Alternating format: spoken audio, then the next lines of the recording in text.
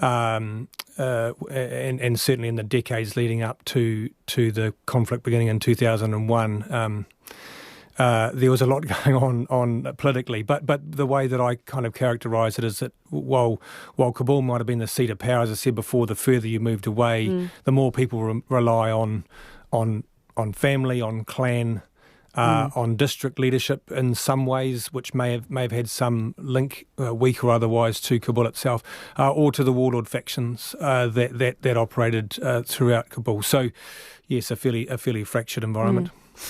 We're speaking on 9 to Noon this morning here on RNZ National with Carl Cummins, who was New Zealand SAS Task Force Commander in Kabul between 2009 and 2011. Also talking with Ron Crosby, and this is about the new book, Keep Calm, We Are Coming. Ron, the situation when an SAS soldier is lost, as was in that British Council attack that you were telling us about, how does the loss of a soldier hit the colleagues, the others in the regiment? And indeed, how are the families supported afterwards? What is that aftermath like? Well, look, probably because I'm not military and wasn't in the regiment, that's probably a question best answered by Carl. But can I just add my observation that the loss of those personnel, from what I've perceived, is still felt very strongly, and that's reflected in the selection of the cover. It's reflected in the dedication of the book to the memory of those two men who were lost in Operation Waitea. But I've also interviewed, and she's quoted extensively in the book, Tina Grant, who was Douglas Grant's widow, and I've also spoken with Liz Askin, Steve Askin's widow, who Steve may not have been lost in action, but he was lost in the Port Hills fires a few years later. All of those women have been supported, and families rather, have been supported by the NZSA's trust, and that level of trust is ongoing. It's highly valued, and a lot of voluntary effort goes in by people like Carl, who is one of the trustees. But there's a number of very genuine trustees who put a lot of effort in, a lot of good sponsors who support, and the value to the regimental community is very strong. In terms of the actual effects at the time, can I pass the baton in that regard to Carl? Absolutely, Carl. When these incidents occur in Afghanistan, we're clearly in the thick of some fighting at the time, and so when someone is injured, then training kicks in, and the operations around that specific incident kick in, and an evacuation begins as we keep that person and everyone where they're sent there to look after safe. Evacuated. In the case of Dougie and Leon Smith, who was tragically killed a month later, then evacuated to hospital, and once we knew they were deceased, then we take them into our care. The contingent that's there takes them into their care and repatriates them to New Zealand respectfully. And then there will be a period of reflection. Everyone needs that. They've just been through a traumatic event and have lost colleagues and very close friends. In terms of return to New Zealand, they're escorted back to New Zealand, and we bring them back to their families. And in the case of Leon and Dougie, as well as the other 10 New Zealanders that lost their lives in Afghanistan, back to New Zealand and buried with full military honours. All of that said, that sounds very process orientated, but that person will never walk back through the door of the family home. And it's their families, as Ron said, who deal with this every day now, as do other people around them. But it is their families that we gather close around, and people like Tina Grant, who is mentioned specifically in the book for her outstanding work that she has done. She had every reason to turn her back on others, or to close down, or just go in and gather around her family. But she saw a gap in New Zealand's response and the NZDF response when we have incidents where people are killed or severely affected by their service. And she does amazing work. There's no two ways about it. And it is wonderful to see her recognised in the book. And we will, many of us, New Zealanders, should spend some time tomorrow on Anzac Day remembering the sacrifice of all that has gone before us, and in particular those who have lost their lives in recent times as well, I must say, but also those who continue to suffer physically and mentally from their service in Afghanistan and many other places that NZDF serves. Anzac Day is a time of commemoration, and we should remember that we must remember the service of others. That's what it's there for. It would be remiss of us, however, if we didn't also spend some time being grateful for what we have, because those have given of themselves in some way, and some made the ultimate sacrifice before this, and that's what Anzac Day is about. Indeed. Ron, the SAS often described as operating in the shadows. How did you go about gaining the trust of the many people that you interviewed for this book? Yeah, look, again, without wishing to be too long in the answer, I probably does go back to that first 50 years book process, because over time, when the interviews for that first started, it was quite common for me to find that more questions came my way in the first half an hour or so than went the other way, and that, I'm sure, was part of people trying to assess what sort of bloke was talking to them. And inevitably, it was quite amazing, both in those early interviews and consistently right through the last sort of 15 or 20 years.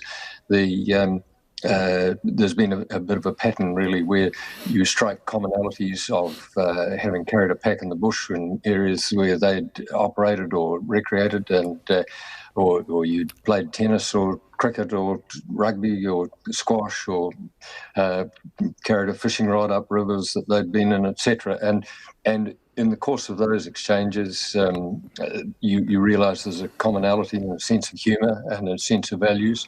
And I may be wrong, and I'm guessing Carl could tell you or not whether it's true, but I suspect that a general word probably got out that this bloke could be trusted, etc.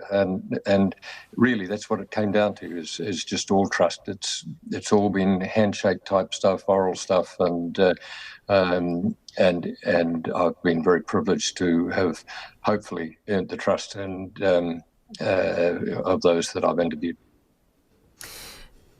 A quick word, Ron, about Operation Kokako, which was in 2021, that evacuation from Kabul. People will remember, I'm sure, some of the scenes of people trying to cling on to Hercules aircraft as they were taking off from Kabul airport. That evacuation, the veterans that you spoke to, did that validate their earlier work? Did it undermine it? How do people look at it now?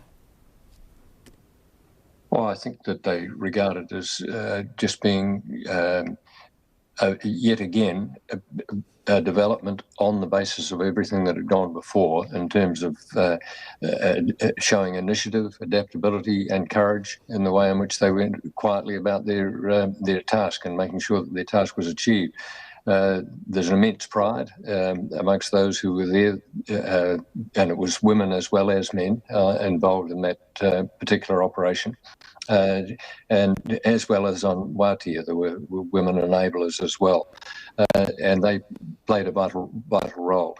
So look, it was just, if you like, a classic illustration of the tenet of the pursuit of excellence, which required a level of adaptability and innovation of what I probably in the book didn't put in, but probably should have put in as being, to my mind, particularly as an older bloke, the first sort of major use of social media skills by the SF people on the ground to try and make contact with the people out in that surging crowd, try and get messages to them, working with MFAT, their partner agency, government agency, in terms of identifying people, then locating them, and then managing to get them out of those threatening situations.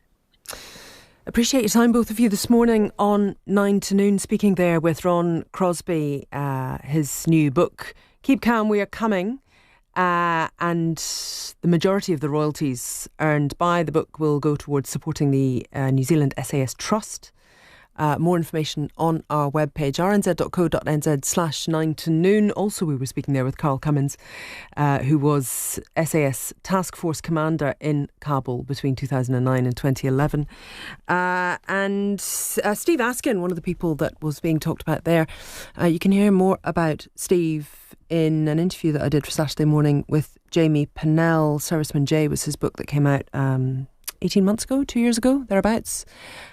He worked closely with Steve Askin at the Intercontinental Siege. Some more information there if you go to rnz.co.nz/Saturday. It's 23 minutes to 11 on 9 to Noon. We must check in with the latest news headlines. Thank you, Susie. 18 properties have been evacuated after a landslip at Waiwera, north of Auckland. The police say everyone has been accounted for. Heavy rain has drenched the region. The US President has announced a 3-week extension to the ceasefire between Israel and Lebanon. Police are investigating after a body was found in a burnt-out car on Kapiti Coast last night. And 3 regional airlines are getting loans from the government to keep them going through the fuel crisis. Those are the headlines. More news at 11. Kia ora, Pilina Lau here from Culture 101. This Sunday we chat with Sergeant Hane star Alex Tarrant about bringing to life a captivating story from the 28th Māori Battalion and putting down roots in Hawaii. Superhero costume designer for the boys, L.J. Shannon, is here for Armageddon and shares what it takes to create both striking and sensible suits. And we visit Brett Graham at Gao Langsford Gallery in Onehunga to explore how artistic and Māori influences have inspired his latest work, Doorway to Night. That's Culture 101, Sunday from midday here on RNZ National.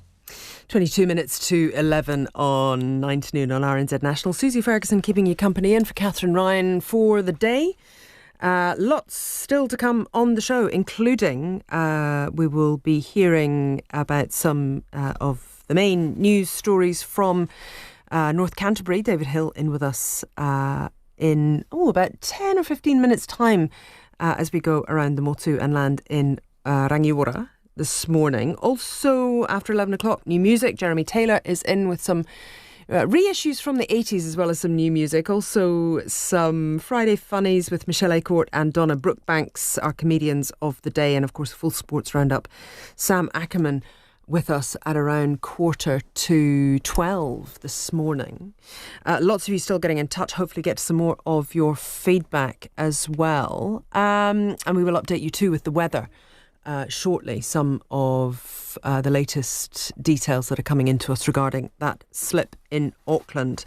First, though, a new version of the TVNZ Plus streaming platform that will let it charge for sports events and offer greater personalisation for viewers has left some. Hey, well, kia ora, good morning everyone. It's great to be here at Hamilton Jet. Great to be with Tracy Summerfield, our candidate here for Wigram as well. But this is an amazing business. This is a business that exports 97% of what you see produced here goes out into the world. It's an incredible company. It's continued to innovate over 80 years. But it's also a company that's benefiting from a lot of our policies in government.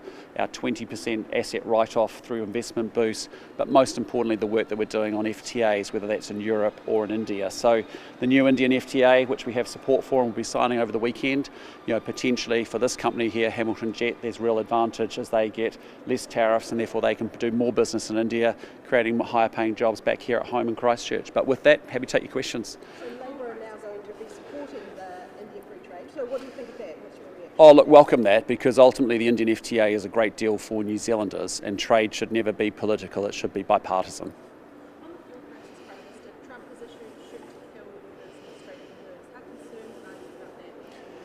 Look, we're really concerned. This is a conflict that New Zealand wasn't party to. We want to see America and Iran come together and make sure the ceasefire is in place, but most importantly, a proper negotiated settlement happens. Everybody in the world is suffering in 195 countries because of this conflict. We're feeling it here at home in New Zealand with high fuel prices as well. We're managing to secure our supplies, and there's no disruption to our fuel supplies, but the world needs a peace to be breaking out there. And we don't need rhetoric like that, and we don't need escalation. What we need is a de-escalation, ceasefire, negotiation, settlement, and ships flowing freely through the Hormuz Strait. What are your thoughts on David Seymour's building the idea of letting European students $500 to teach them financial literacy? Yeah, look, I haven't seen the details of the proposal, but our focus really is making sure we teach our kids to read and to do maths well. And when we came to power, half our kids weren't at the standard they need to be at on reading, and 80% weren't at the standard they need to be at on mathematics going into high school. We've got to work on some basics first, so that we can build the foundations of their education, so they can actually go out and work in great businesses like this ultimately. So Climate Change Commission today warned that by 2028 there will be a shortfall in emissions trading scheme units, and that could result in volatile price spikes. Are you concerned those spikes will be passed on to consumers? No, what I'm really concerned about is getting this country growing, and we are prioritising growth over and above everything else.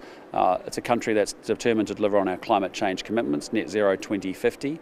As you know, through our emissions reductions plans and budgets, we're on track to do exactly that. In the last quarter, this country generated less emissions than we've ever had, and ever since we started recording in 2010. And that's because we've got a government that doesn't just do bumper stickers and slogans and words. We actually do action and investment, as illustrated by our big investments in the renewables energy boom that's taking place in this country. A bit of the warning is that that could result in volatile price spikes. It sounds like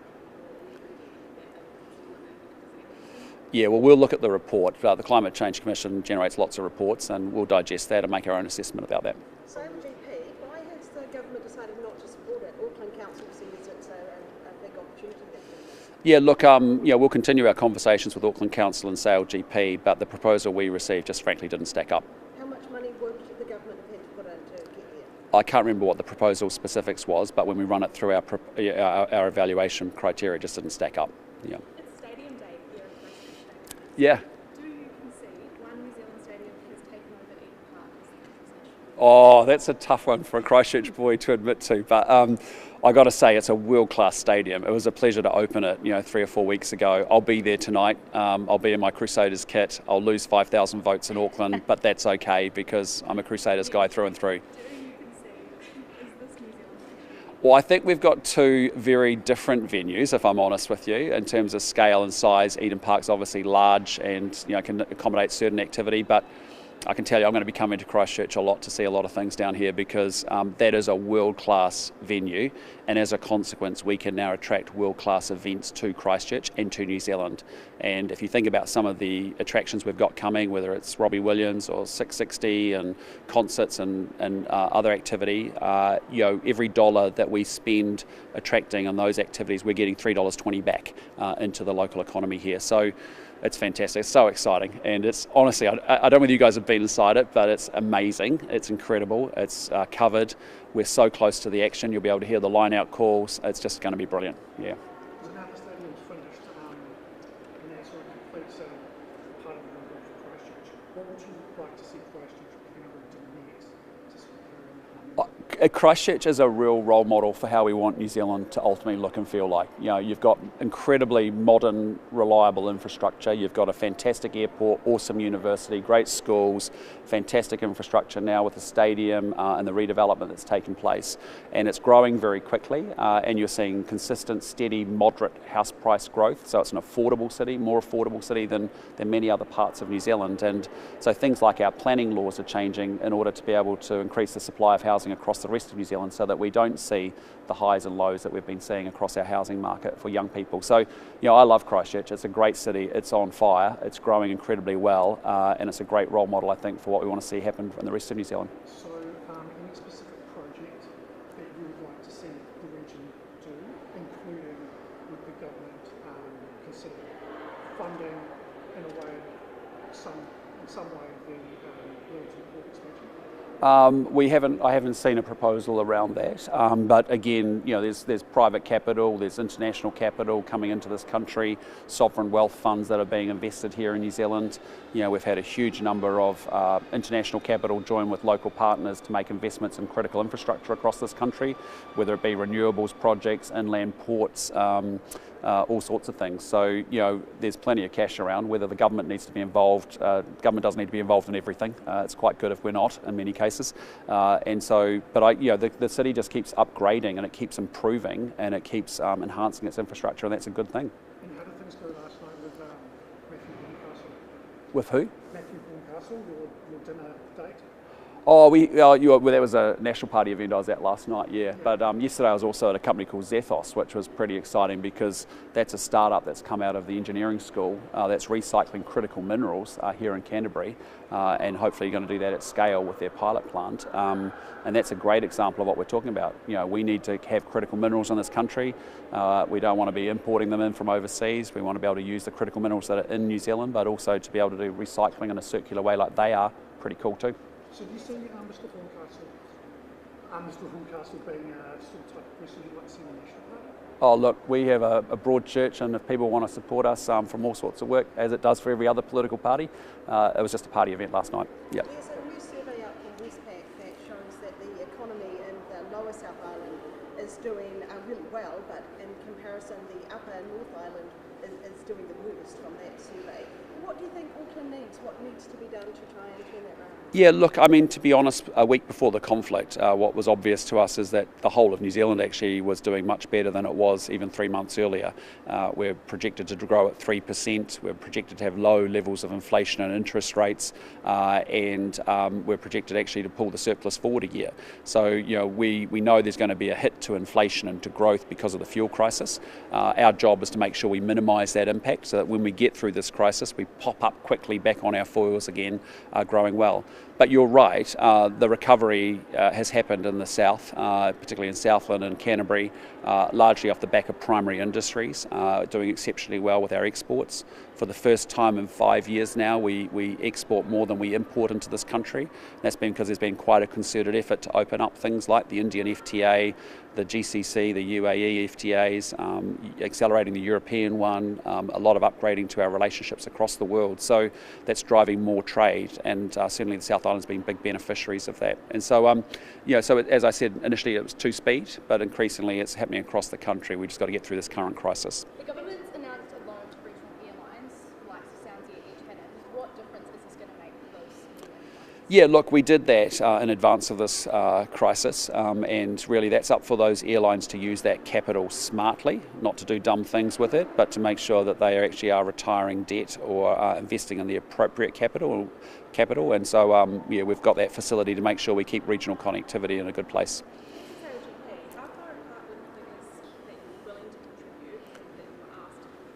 You'd have to talk to Louise Upston about the specifics of the deal. I'm just well aware that when we looked at the cost-benefit ratio, it didn't meet our criteria. It just didn't meet the criteria is all I know.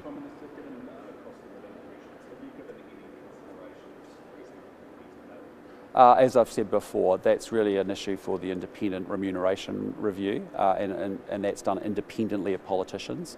You don't want politicians getting involved in setting their own pay and conditions and terms. That needs to be done independently. You can freeze it for a while, but then what happens is the Commission comes out and says it's got to go up 20% or something else. So it's just better to have the politicians not involved in setting anything to do with their remuneration terms and conditions. Leave that to an independent body to make that decision.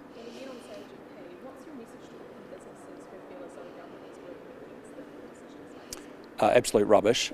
This is a government that's backed the state of origin into Auckland. It's a government that's put a whole bunch of major events into Auckland. It's invested in the New Zealand International Convention Centre, invested in the CRL, and we've made big investments and big support programs into Auckland we're really proud about.